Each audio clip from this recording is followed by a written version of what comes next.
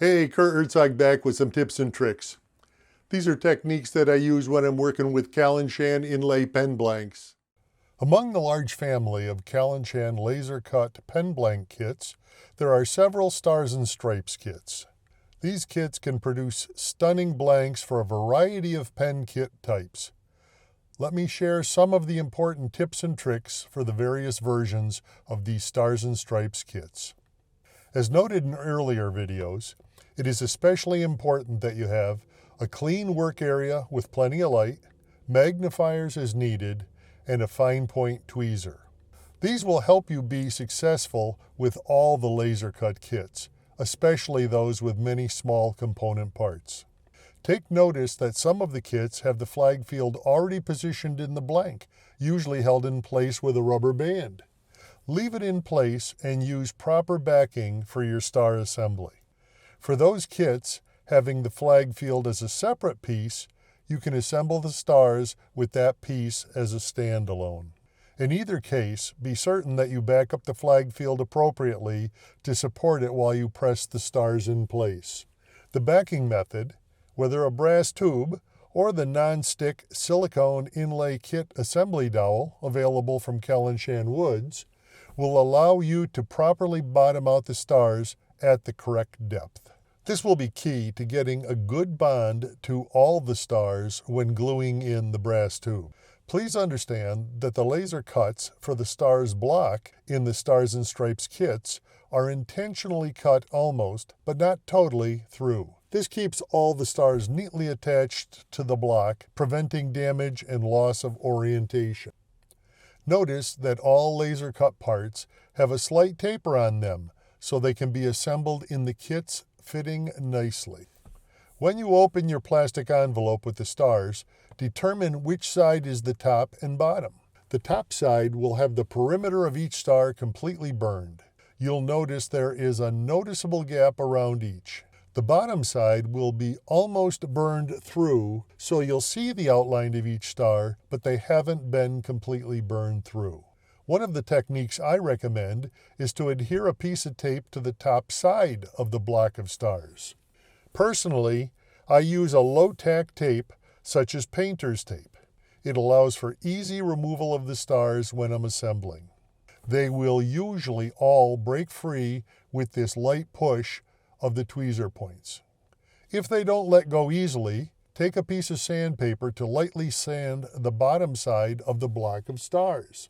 I use a bit of pen blank to hold the sandpaper flat. Sand the bottom side until the stars will easily let go when you push with the tweezers. With all the stars released from the block, you can slowly pull the tape back. You will have all, or nearly all, of the stars attached to the piece of tape. The beauty of this is that they are all kept in proper orientation and in nice, neat rows. The few that remain in the block or have fallen loose can be collected as needed.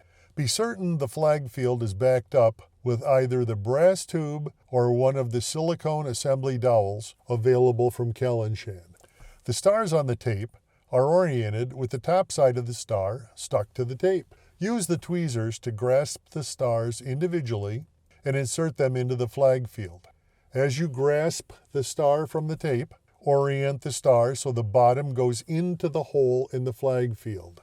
The stars stuck to the tape are oriented conveniently with the narrow end of the star pointed up. Slightly press the star into the field to bottom out against the tube or silicone assembly dowel. This will help ensure that each star is flush with the inner diameter and can be bonded well to the tube. When people have difficulties with the stars popping out during turning, it is most often because they didn't properly seat the star at insertion. You can completely fill the flag field with stars before you drizzle a bit of thin CA on them to hold them in place. If you decide to tack the stars in place prior to completely filling the field, be certain that you don't get adhesive in the unfilled areas, causing insertion problems. Once the stars have been positioned and tacked in place with CA, it's time to assemble the stripes. Remember that on the single barrel Stars and Stripes kits, such as the Sierra, Penn State bolt action, and the Berea lever action, there are 5 short stripes and 2 long stripes. There will always be a white stripe touching the bottom and the top of the star field. Refer to the photo on the instruction sheet or on the Kallenshaan website. With the brass tube or silicone assembly dowel as a backing aid, assemble the stripes as indicated on the instruction sheet, knowing that the tapered side goes inward for a proper fit. I use the provided rubber bands to hold them in place as I assemble. It is easy to use one at each end when assembling the stripes. They can be rolled or lifted slightly as needed to insert the stripes. All the provided stripes are supplied at the correct length. When the stripes are all positioned correctly, you can tack them in place with your CA adhesive. Regardless of the Stars and Stripes pen blank you are working on, remember that none of the stripes need to be altered to fit. Once all the stars and stripes have been tacked in place, it is time to glue in the brass tube. The Stars and Stripes kits are longer lengths than necessary to accommodate the various kits. When you plan to position your tube, take this into account. You'll need to locate the tube to accommodate your particular pen kit. I find that when I've flooded my blanks with CA during the assembly, I usually have an excess that wicks into the interior of the blank. I let this happen intentionally. Prior to permanently gluing the brass tube into the blank, I scuff the interior with either a rat tail file or the Kallenshaan sanding mandrel. Not only will you remove any excess adhesive that may impede proper positioning, but also abrade the interior surface. The sanding mandrel will create a great surface for adhesive bite. With the tube being abraded, you can get a superb adhesive bond between the brass tube and the laser cut kit parts. The sanding mandrel is easily used in a drill press, pistol drill, or by hand. It is economical to buy and can also be rejuvenated easily with a crepe belt cleaning stick. You can find more tips and tricks about prepping brass tubes, the inner diameter of the laser blank, and adhesive application in video 3, Gluing in the Tube, available on the Kallenshaan website.